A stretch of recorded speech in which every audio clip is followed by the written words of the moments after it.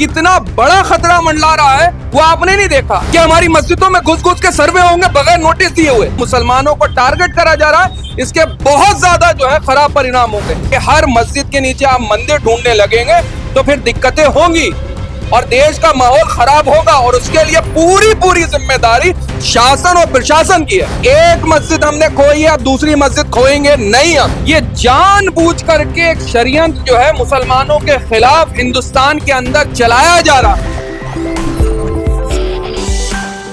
संभल की जामा मस्जिद के बारे में कहा जा रहा है, कैसे देख रहे हैं इसको? जी बहुत बहुत शुक्रिया आपका राशिद साहब वक्त लेने के लिए। देखिए क्या है जो ये पूरा मसला आया है, चाहे आप देखिए ज्ञानवापी का हो गया, उससे पहले आप मथुरा का देख लीजिए, शाही मस्जिद का, और इसके बाद आप ये संभल का। ये जानबूझ करके एक षड्यंत्र जो है मुसलमानों के खिलाफ हिंदुस्तान के अंदर चलाया जा रहा है। और उसका सबसे बड़ी नजीर ये है कि जब बाबरी मस्जिद हुआ और उसके बाद को लेकर के 1991 का प्लेसेस ऑफ वर्शिप एक्ट इसी संसद के अंदर पारित होने के बाद, और क्या कहा गया था, लोकसभा और राज्यसभा में बाकायदा बहस हुई और बहस के बाद ये कहा गया कि अब इसको छोड़ करके किसी भी मंदिर, मस्जिद, गिरजाघर, गुरुद्वारे, कहीं भी किसी भी तरीके की ना कोर्ट जाया जा सकता है ना सुनवाई हो सकती है। उसके बाद अगर इस तरीके के डिसीजन आ रहे हैं तो गैर संवैधानिक, असंवैधानिक तरीके से हो रही। और आप बताइए संभल की मस्जिद में तो मतलब हैरत की बात है कि आप चुपचाप सर्वे करने आ रहे हैं, लोगों को पता नहीं है। आप मस्जिद के अंदर बगैर वजू के, बगैर हाथ पांव धुले हुए आप पहुंच जा रहे हैं। आपकी आस्था है 2 घंटे के ऑर्डर में जो है वहाँ सर्वे करना शुरू कर दिया गया था, आपने देखा नहीं? भाई आपकी आस्था है और दूसरे की आस्था का सम्मान नहीं करा जाएगा। इसी जब सुप्रीम कोर्ट ने डिसीजन दिया बाबरी मस्जिद विध्वंस के ऊपर, राम मंदिर के मुद्दे के ऊपर, क्या कहा सुप्रीम कोर्ट ने कि 1991 का places of worship act basic structure का हिस्सा माना गया है और आप सुन करके देने को तैयार नहीं हो रहे। किस तरीके की कार्रवाई हो रही, सिर्फ एक पक्ष को सुना जाएगा, दूसरे पक्ष को नहीं सुना जाएगा। ये इस तरीके का माहौल इसलिए कराया जा रहा है देश के अंदर हिंदू मुसलमान ध्रुवीकरण की राजनीति, जिससे लगातार एक नैरेटिव को और फायदा होगा। 2 लोग हैं, 2 ही वकील हैं, एक साहबजादे हैं, उनके वालिद साहब हैं। पूरी मस्जिदों के अंदर वो क्लेम कर रहे हैं कि हमारी 5000 जो है मस्जिदों के नीचे मंदिर तोड़ के बनाए गए। कोई हिस्टोरिकल फैक्ट नहीं मौजूद, कोई तारीखी ज्योग्राफी। कोर्ट कैसे सुन रहा? सर एक बात बताइए, अगर आप कह रहे हैं कि जो है तारीखी एतबार से मस्जिद के नीचे मंदिर नहीं है, फिर कोर्ट कैसे सुनवाई कर दे रहा है, जांच का दे दे रहा है कि आप जांच करिए? अगर असंवैधानिक काम हो रहा है और सुप्रीम कोर्ट तमाशबीन की तरीके से तमाशा देख रहा है, तो देश के संविधान के लिए और बेसिक स्ट्रक्चर के लिए कितना बड़ा खतरा मंडला रहा है वो आपने नहीं देखा। तमाम इंटरनेशनल रिपोर्ट्स जो हैं वो ये बता रही हैं कि भारत के अंदर खास तौर से जिस तरीके से अक़लियतों को, मुसलमानों को टारगेट करा जा रहा है, इसके बहुत ज्यादा जो है खराब परिणाम होंगे। ये हम नहीं कह रहे, यूएस की बड़ी बड़ी रिपोर्ट्स आकर कह रही हैं, सुनने को नहीं तैयार हो रहे।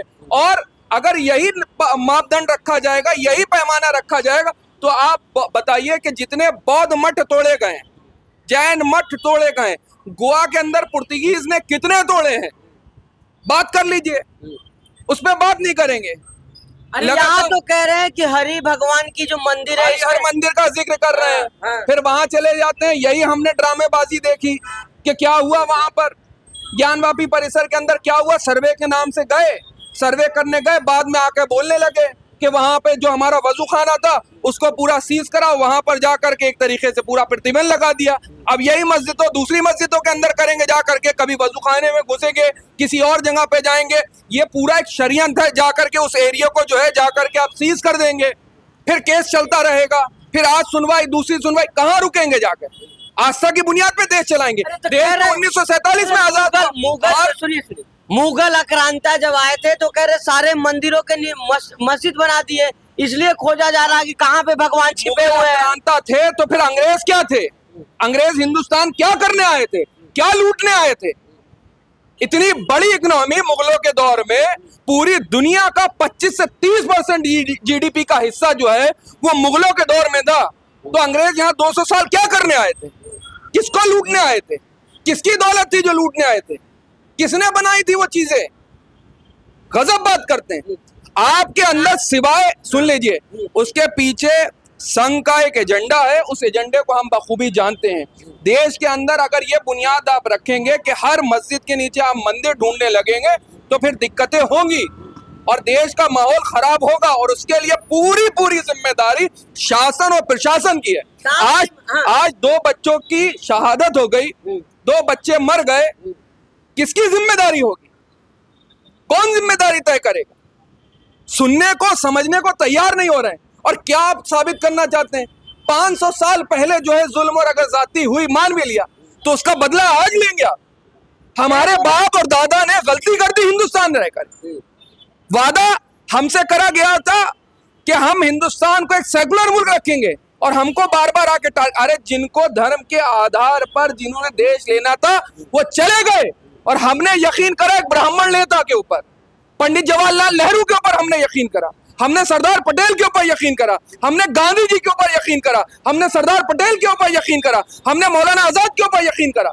उस यकीन का सिला हमको ये दिया जा रहा है कि हमारी मस्जिदों में घुस घुस के सर्वे होंगे बगैर नोटिस दिए हुए, जब चाहे मुंह उठा करके आप चले आएंगे, हमारी आस्था नहीं होगी। कोर्ट का फैसला है, पत्थरबाजी कहाँ तक सही है सर? पत्थरबाजी गलत है, मैं उसको कंडेम करता हूँ। शांति बनाए रखने की जिम्मेदारी भी शासन और प्रशासन की होगी।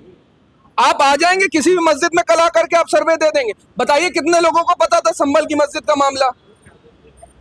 कोर्ट ने आदेश दिया, सुनवाई हुई, विपक्ष को पता चला, दूसरे पक्ष को पता चला, आप सुबह सुबह तड़के से आ जाएंगे सर्वे कराने के लिए और मस्जिद के अंदर घुस जाएंगे, ना वजू करा होगा, कैसे आप आ जाएंगे मस्जिद के अंदर? हमारी भी आस्था है, हम सम्मान करते हैं, आप आइए सर्वे करने की आप आ जाइए उठा करके, और सर्वे करके करेंगे क्या? 1991 के places of worship, court supreme court से बड़ी हो गई कोर्ट, उस सुप्रीम कोर्ट का एक डिसीजन आया हुआ है, बेसिक स्ट्रक्चर का हिस्सा है, निचली कोर्ट नहीं मान रही है सुप्रीम कोर्ट को, ये समझ में नहीं आ रहा है हमको, ये कानून नहीं पता। निचली अदालतों के जज आकर के डिसीजन दे देते हैं, यही सुप्रीम कोर्ट के अंदर जब जाते हैं मसले फिर जाकर के थप्पड़ बजते हैं। यही बुलडोजर के ऊपर हुआ, यही मदरसों के ऊपर हुआ, यही जो है आप देखिए एएमयू के ऊपर हुआ, डिसीजन दिए ना कोर्ट। अब जब सुप्रीम कोर्ट ने एक डिसीजन दे दिया, देश के अंदर एक संसद के अंदर लोकतंत्र के मंदिर के अंदर एक कानून 1991 का प्लेसेस ऑफ वर्शिप एक्ट, जब पढ़िएगा उसको और उसके बाद मानने को नहीं तैयार हो रहे हैं तो किस तरीके से मानेंगे? डर क्या है आप लोग? कोई डर नहीं। अगर मस्जिद के नीचे मंदिर है, भगवान है, तो उसको निकाला तो जाएगा ना। हम सबकी आस्था का सम्मान करते हैं, लेकिन हम अपनी आस्था का अपमान भी नहीं होने देंगे। हम सभी की आस्थाओं का सम्मान करेंगे। जांच होने दीजिए। जांच हो, अब फिर कल को आप किस बिना हाथ पे करेंगे? आप जांच होने दीजिए। तो कोर्ट के अंदर 1991 का, मैं बार बार कह रहा हूँ, प्लेसेस ऑफ वर्शिप एक्ट क्यों लेकर के आया गया? कल को कोर्ट के अंदर यह भी सुनवाई हुई कि देश जो है वो सेकुलर लफ्ज हटा दिया जाए संविधान से। पता चला आपको?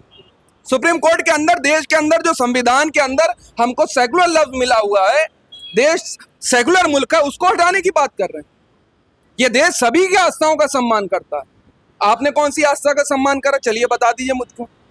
दलितों की पिटाई आपने कर रखी, उसके बाद आदिवासियों की पिटाई आपने कर रखी, मुसलमानों की लिंचिंग आप कर रहे हैं, और उसके बाद तवक्को ये कर रहे हैं कि हम जवाब भी ना दें। याद रखिए, मुसलमान कौम ने हमेशा आज़ादी जो है उसको मिली रखी है। इस्लाम का पहला जो दर्स है वो यही है कि लोगों को आज़ादी से जीने का हक बताता। उस दौर में जब औरतों को जिंदा दफन कर दिया जाता था, शादीशुदा औरत का अगर हस्बैंड मर जाता था तो उसको सती करवा दिया जाता था। दुआएं दीजिए उन मदरसों को जिसमें पढ़कर के राजा राम मोहन राय को अकल आई, जिन्होंने सती प्रथा बंद करवाई। पूछिए राजा राम मोहन राय कहां से पढ़े हुए? उन्हीं मदरसों से पढ़ करके निकले हुए थे। कितनी सती होने से बचा ली गई। लेकिन विष्णु जैन का बयान आपने देखा? विष्णु जैन कह रहे हैं कि और भी बहुत सारे मठ और जो है मंदिर है जो दबे हुए हैं। वो संघ के, मैं जानता हूं उनको पर्सनली, वो भी मुझे जानते हैं। मैं जानता हूं संघ के जिस एजेंडे पे काम कर रहे हैं उसको हम बखूबी जानते हैं। वही है, हर मस्जिद के नीचे जो है मंदिर तलाश रहे हैं ना। उनको मेरी कई बार उनके साथ डिबेट हुई। पुरानी जो ताख बनी होती थी जिनके अंदर चिराग रखे जाते थे, उसको वो बता दे रहा करके। मैंने उनसे पूछा कि देश के अंदर और दुनिया के अंदर बिजली का आविष्कार कब हुआ? 350-400 साल पहले तो थी नहीं बिजली।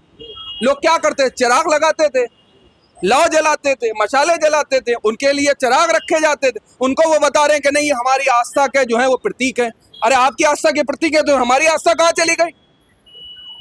हमारी आस्था क्या होगा? दे दीजिए ना, बाबरी दे दीजिए, अभी संभल दे नहीं देंगे, 1 इंच भी नहीं देंगे। एक मस्जिद हमने खोई है, अब दूसरी मस्जिद खोएंगे नहीं हम, ये समझ लीजिए।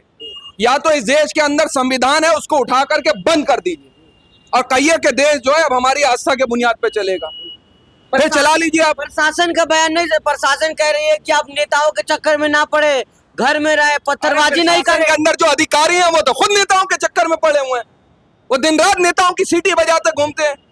वो बताएंगे किस तरीके से अभी इलेक्शन हुआ, किस तरीके से काम कर रहे थे अधिकारी, किसके इशारे पे कर रहे थे। जाकर के बड़े बड़े नेताओं के आगे आकर के झुक जाते हैं और शपथ जो है वो संविधान की ले रखी होती है जिसमें लफ्ज सेकुलर है। क्या डर है, क्या आपत्ति है? ये डर और खौफ तो है आपको संविधान के अंदर दी हुई लफ्ज जो सेकुलर है उससे आपको नफरत होने लगी है।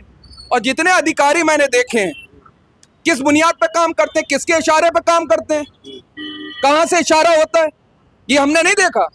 या पहली बार कोई नजीर है या बेवकूफ समझे हुए देश की जनता को। देश की जनता और खास तौर से मुसलमान किसी का गुलाम नहीं है और वो ना गुलाम रह सकता ना उसको कोई बना सकता है। मुसलमान हमेशा इस देश के लिए, इस मुल्क के लिए अपनी जान निछावर कर सकता है और तमाम तारीखी लफ्ज जो हैं वो भरे हुए हैं, तारीख भरी पड़ी हुई है हमारी कुर्बानियों से। और आज हमें हमारे साथ ही सौतेला व्यवहार करा जा रहा है देश, ये होगा नहीं। अच्छा, आपने कहा कि एक बाबरी दे दी, अब दूसरा नहीं देने वाले हैं, लेकिन नंबर तो लगातार आ ही रहा है ना सर। आप ईदगाह, मथुरा ईदगाह मस्जिद है उसका भी जो है निरीक्षण होना है, ज्ञानवापी हो गया, अब ये मस्जिद हो गया, तो कैसे कितने मस्जिद बचाएंगे? अंदर कितनी दलील देंगे, कितनी दलीलें दी गई? सुना जा रहा है हमारी बात को, हमारी तो बात को सुना भी नहीं जा रहा है। पॉलिटिकल तौर पे हमको वीक करा जा रहा है, इकोनॉमिकल तौर पे हमको वीक करा जा रहा है और शैक्षणिक तौर पे हमको वीक करा जा रहा है। लगातार हमको टारगेट करा जा रहा है। उसके बाद तवक्को ये करी जाती है कि हम जो है दिन रात आपके गुणगान करते रहे, तो बिल्कुल नहीं होगा, बिल्कुल नहीं होगा। कौन? मौजूदा सरकार कर रही है। आपको पता है पहले माइनॉरिटी का बजट कितना था? कितना बजट था चलिए बताइए मुझको आप। लगातार माइनॉरिटी का बजट घटाते चले जा रहे हैं, लगातार मदरसों को टारगेट करते चले जा रहे हैं। उसके बाद हमसे तवक्को करी जा रही। खोलिए ना आप अच्छे स्कूल, अच्छे अस्पताल खोलिए, देखिए उसमें आते नहीं आते। जो मुसलमानों को मिलने वाले वजीफे थे वो आप बंद करते हैं। सेंट्रल यूनिवर्सिटी चाहे जामिया हो गया, अलीगढ़ हो गया, उस्मानिया हो गया, उसके पीछे जेएनयू के पीछे आप पड़े हुए हैं और तवक्को ये करिए। एक अगर मस्जिद दे ही देंगे तो क्या दिक्कत है? अगर मंदिर है उनका आस्था है, बिल्कुल आपका आस्था है तो हिंदुओं का भी तो आस्था है। कल को आप हमारा घर लेंगे आकर, कल आप मेरे घर में घुस जाइए, मैं आपके घर में घुस जाऊंगा, आकर के आप दे देंगे मुझे आस्था की बुनियाद। कल को मैं कहूँ कि आपके घर के नीचे मेरी आस्था की बुनियाद पे यहाँ पर चीजें, आप मुझे अपना घर दे देंगे? प्रूफ तो दे रहे हैं ना। कोई प्रूफ नहीं है, ना हिस्टोरिकल फैक्ट उनके पास है, ना ज्योग्राफिकल फैक्ट उनके पास है। बाबरी के समय भी आप लोग यही कहते हैं, कुछ नहीं उनके पास। आपने देखा बाबरी का डिसीजन पढ़ा आप लोगों ने? बाबरी का डिसीजन किस बुनियाद पे दिया गया? बाबरी के डिसीजन से पहले उसको पढ़ा करिए जो इतने मोटे पेज का उन्होंने डिसीजन दिया है। तो बाबरी के डिसीजन के बाद हमको काहे के लिए मस्जिद दी गई इतनी दूर? वो सेटलमेंट है, वो डिसीजन नहीं है। और उस डिसीजन के बाद हम लोग को यही शक था जब हम लोग ने इस सुप्रीम कोर्ट के दिए हुए डिसीजन के ऊपर अपना विरोध दर्ज करवाया, हमें पता था इसके बाद दूसरे रास्ते खोलेंगे। और जो जज साहब थे वो जाते ही जाकर के सदस्यता ग्रहण करते हैं और राज्यसभा के सांसद बने हुए हैं। कौन बायस्ड है? हम बायस्ड हैं। हम सब कुछ बर्दाश्त कर सकते हैं, लेकिन आपको समझ ले जुल्म बर्दाश्त नहीं करेंगे अपने ऊपर। इंतहा हो गई है जुल्म की। धन्यवाद।